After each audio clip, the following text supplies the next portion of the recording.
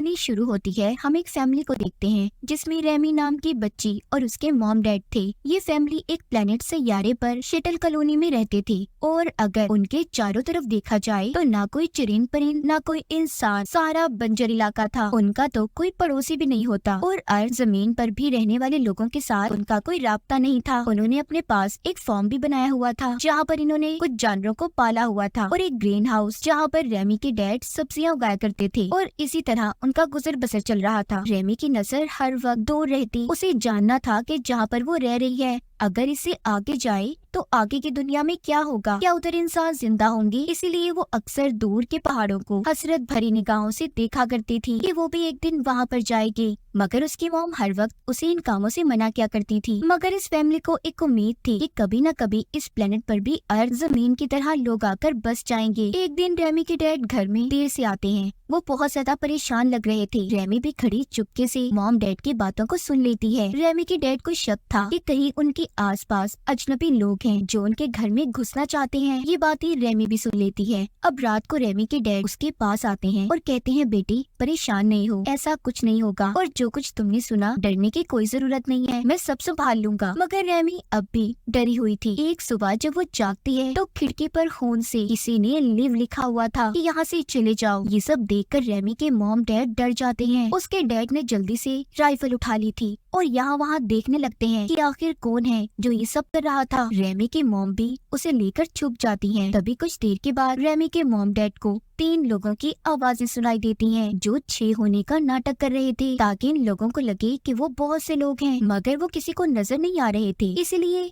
Ramie के dad पागलों की तरह जोर से चिल्लाकर कहते हैं कि जो भी है सामने आ जाए। छोटी रेमी दूर खड़ी छुपी जो ये सब देख रही थी, वो अपने डैड का ऐसा रूप देखकर डर जाती है क्योंकि उसने अपने डैड को ऐसे पहले कभी नहीं देखा था। रेमी के मॉम डैड सारा दिन निगरानी करते हैं कि आखिर कौन है जो उनके घर में आने की कोशिश कर रहा है। उधर रेमी इस बात से परेशान थी कि उसके फार्म के जानवर ठीक है या नहीं, इसीलिए वो अपने मॉम डैड को बताए बगैर चुपके से घर से बाहर निकल जाती है। वो बाहर आकर अपने जानवर को देखकर खुश होती है कि वो अभी तक ठीक था। लेकिन जब उसकी मॉम को पता चलता है कि रेमी घर पर नहीं है, इसलिए वो जल्दी से बाहर आकर रेमी को लेने आती है। जब रेमी अपने घर की तरफ आ रही थी तो उन लोगों ने भी उसे देख लिया था जो इसके घर के पास छुपे हुए थे। वो रेमी को पकड़ना चाहते थे मगर सही वक्त पर रेमी के डैड ने गोली चलाकर एक आदमी को मार दिया था, जबकि उसकी मॉम दूसरे को रोकती है और उसे चाकू से मार देती है और फिर वो रेमी को लेकर अंदर भागती है। बाहर रेमी के डैड आखिरी दुश्मन को भी मार गिराते हैं। गोली उस दुश्मन के पाँव में लगी थी जिस वजह से वो जख्मी हो गया था। अब रेमी के डैड पहाड़ों की तरफ जाते हैं और उसकी मॉम मरे हुए लोगों के पास से हथियारों को जमा कर रही थी। तभी रेमी देखती है कि मरने वाले लोगों में एक लड़की भी थी। अब रेमी और उसकी मॉम ने खुद को घर में बंद कर लिया था और डैड का इंतजार करने लगती है, मगर रात गुजर गई थी। रेमी के डैड अब तक वापस नहीं आए थे। इस बात से रेमी की मॉम बहुत ज्यादा परेशान हो जाती है। वो अपने हाथ में एक बड़ा चाकू पकड़कर रेमी को अपने साथ लेकर अपने हस्बैंड को ढूंढने का फैसला करती है, मगर तभी उनके दरवाजे से एक अनजान आदमी अंदर आता है। इसका मतलब रेमी के डैड मर चुके थे। इस अनजान आदमी ने उन्हें मार दिया था। ये आदमी कोई और नहीं बल्कि वही था जिसे कल रेमी के डैड ने पैर पर गोली मारी थी। वो अपना नाम जेरी बताता है और कहता है कि ये मेरा घर है और तुम लोगों ने मेरे मॉम डैड को मारकर यहाँ पर कब्जा किया है, इसीलिए मैं अब अपने घर को छोड़कर नहीं जाऊंगा। मैं बहुत मुसीबतों के बाद यहाँ पर पहुँचा हूँ और अगर तुम मेरे साथ अच्छे से रहोगी, बुरा बर्ताव ना करो, तो अपनी बेटी के साथ यहाँ पर रह सकती हो। वैसे भी तुम्हारे हस्बैंड को तो मैं मार चुका हूँ और मैं तुम्हारी और तुम्हारी बेटी की जिम्मेदारी उठाने के लिए भी तैयार हूँ। मगर ये सारी बातें सुनकर रेमी की मॉम बाहर आ जाती है और रेमी को लेकर छुप गई थी। रेमी जो बहुत ज्यादा रो रही थी, वो अपनी मॉम से कहती है कि मॉम चले यहाँ से, हम यहाँ पर नहीं रहेंगे। मगर उसकी मॉम जानती थी कि इस प्लेनेट के बाहर जिंदगी आसान नहीं है, इसलिए अब वो जेरी के साथ ही रेमी को लेकर इस घर में रहने का फैसला करती है। मगर उनका कुछ और ही प्लान था। अब जैसे ही जेरी का ध्यान थोड़ा सा उनकी तरफ से हटता है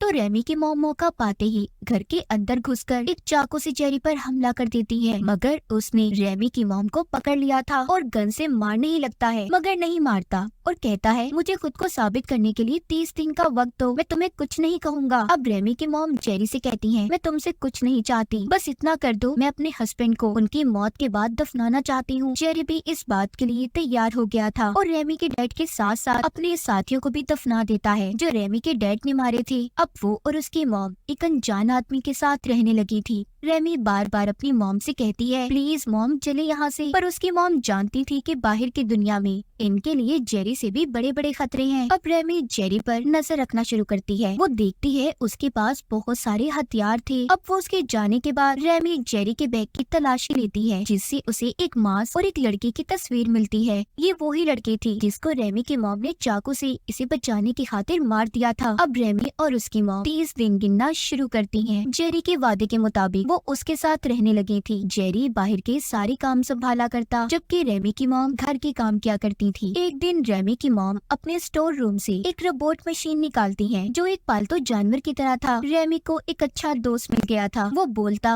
और रेमी से बातें किया करता था। एक दिन खाना खाने के बाद रात को रेमी की मॉम बैठकर जेरी से बात करती है। जेरी को सारी सच्चाई बताती है। कहती है कि जब हम यहाँ पर पहुँचे तो तुम्हारे मॉम डैड पहले ही मर चुके थे। हम अर्थ जमीन पर रहने वाले लोग थे, मगर हमारा स्पेसशिप क्रैश हो गया, तबाह हो गया, जिसकी वजह से हम यहाँ पर फंस गए और दोबारा कभी अर्थ पर ना जा सके। अब सब जानने के बाद जेरी भी उनके साथ ठीक हो गया था। इसी तरह वक्त गुजरता रहता है। रेमी की मॉम और जेरी के दरमियान में अब एक रिश्ता बन चुका था। ये सब बातें जब रेमी देखती है तो उसे बिल्कुल भी अच्छा नहीं लगता, क्योंकि आज भी वो जेरी को अपने डैड का कातिल समझती थी। इसीलिए रेमी अब सोचती है, वो अपना सामान तैयार करती है और बिना कुछ सोचे समझे अपने स्टेशन को छोड़ने का फैसला कर लिया था। वो ये भी नहीं जानती थी कि आगे उसे जाना कहाँ है। इसका मतलब ये था कि बाहर कोई जिंदगी नहीं थी। अब रेमी जब थोड़ा सा और आगे जाने लगती है तो वो देखती है जहाँ पर वो रहते हैं वो प्लेनेट शीशे से ढका हुआ है। मतलब उसके बाहर कोई जिंदगी नहीं थी। जो भी जिंदगी थी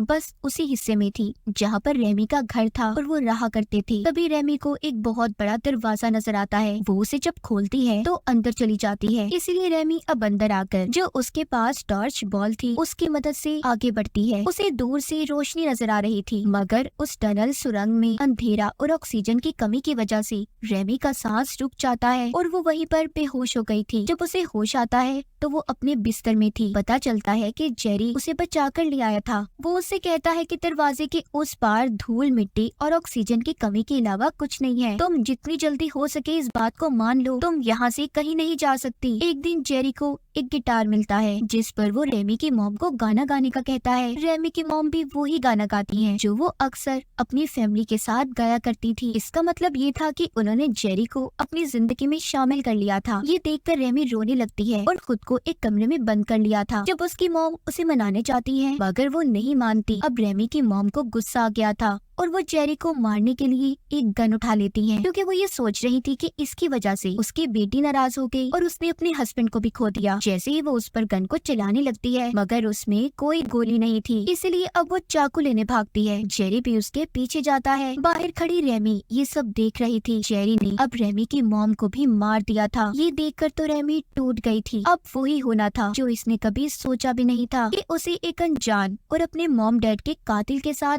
जिंदगी गुजारनी थी। इसलिए अब वो उससे बचने के लिए यहाँ से भागती है। जेरी ने उसे पकड़ लिया था और उसे रुकने का कहता है। एक छोटी बच्ची होने की वजह से रेमी के पास कोई रास्ता नहीं था, इसीलिए अब उसे जेरी के साथ ही रहना था। रेमी की मॉम को भी उसी पहाड़ पर दफना दिया जाता है जहाँ पर उसके डैड दफन थे। वक्त ऐसे ही गुजरता रहता है। रेमी अब बड़ी हो चुकी थी और एक खूबसूरत लड़की बन जाती है जो जेरी के साथ रह तो रही थी पर उदास और बिल्कुल चुप। मगर अब उनके आसपास और भी बहुत से जानवर थे, बहुत सी सब्जियां थी। एक दिन जेरी रेमी को गोलियों से भरी हुई गन देता है, क्योंकि इतने सालों में रेमी ने आज तक उसे मारने की कोशिश नहीं की थी। इसका मतलब ये नहीं था कि उसे जेरी अच्छा लगता था, बल्कि वो आज भी उसे अपने मॉम डैड का कातिल समझती थी और उससे हर वक्त बच कर रहा करती थी। दूसरी तरफ जेरी ये चाहता था कि रेमी सब भूलकर उसके साथ हंसी खुशी जिंदगी गुजारे। एक दिन वो उसे अपने साथ एक तालाब पर भी लेकर जाता है जहाँ पर रेमी पहली बार तालाब के पानी में नहाती है और फिर दोनों चुपचाप बैठकर शराब पीते हैं। जब ये घर आते हैं तो घर पर जेरी रेमी को उसकी मॉम की बनाई हुई तस्वीर देता है, जिसे देखकर वो रोने लगी थी। यहाँ पर जेरी के इरादे कुछ ठीक नहीं थे। वो रेमी को बहुत ही अजीब तरीके से गले लगा लेता है। ये देखकर रेमी डर गई थी। अब तो वो रात को भी डरने लगी थी, क्योंकि उसे अब जेरी के साथ रहना अच्छा नहीं लग रहा था। जेरी की नीयत भी बदल गई थी। वो रेमी को अब छोटी बच्ची की नजर से नहीं बल्कि उसके अंदर एक खूबसूरत लड़की को देखता था। एक दिन जेरी रेमी से कहता है कि मुझे लगता है बस अब इस प्लेनेट पर तुम और मैं ही जिंदा बचे हैं, इसीलिए तुम मेरे साथ रहो और हम बच्चे पैदा करके नस्ल को आगे बढ़ाएंगे ताकि इंसानों का वजूद कभी खत्म ना हो। मगर रेमी साफ मना कर देती है, कहती है मैं दुनिया में आखिरी ही क्यों ना बचूं, मगर तुम्हारे साथ अपने मॉम डैड के कातिल के साथ कभी नहीं रह सकती।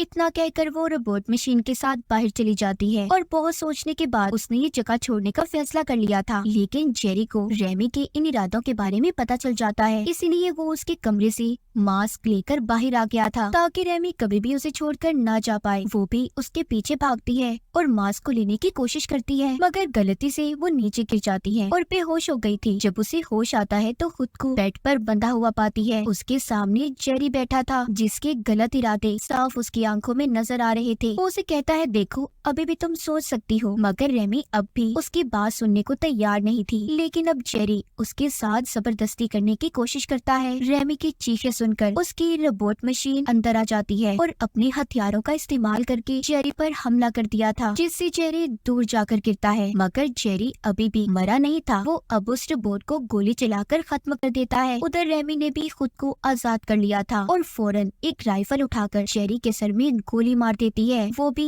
अब मर चुका था और उसकी लाश को भी पहाड़ पर दफना देती है। थोड़ी देर बाद रेमी को ये एहसास होता है कि वो कितनी अकेली है, यहाँ तक कि उसका दोस्त रोबोट मशीन भी टूट गया। वो अपने अकेलेपन को दूर करने के लिए अपने मॉम डैड की कब्र के पास सोया करती थी। वो ऐसे ही अकेले अपने दिन गुजार रही थी, अपने जानवरों को देखती और ऐसे ही गुजारा करती थी। मगर उसने फिर से अपने दोस्त रोबोट को भी ठीक कर लिया था। अब वो यहाँ से जाना चाहती थी, इस उम्मीद के साथ कि शायद उसे इस बंजर जमीन पर कोई इंसान नजर आ जाए। वो यहाँ से जाने की तैयारी करती है और अपने दोस्त रोबोट मशीन को अलविदा कहती है। वो जाते हुए आखिरी बार अपने घर और जानवरों को देख रही थी। फिर वो मास्क लगाकर उसी सुरंग के अंदर जाने लगती है जहाँ से कभी उसने बचपन में भी जाने की कोशिश की थी। अब वो पूरी तरह से तैयार थी। वो देखती है दूर दूर तक बंजर इलाका था, लेकिन फिर भी उसे ये जानना था क्या वो इस दुनिया में बिल्कुल अकेली है। अगर वो अपने सामने आने वाली मुसीबतों से बच गई तो उसका लोगों को ढूंढने का सफर हमेशा जारी रहेगा। तो क्या रेमी का ये सफर पूरा हो पाएगा? क्या उसे अपनी जिंदगी में कोई दूसरा इंसान मिलेगा? और इसी के साथ रेमी की कहानी यहीं पर खत्म हो जाती है।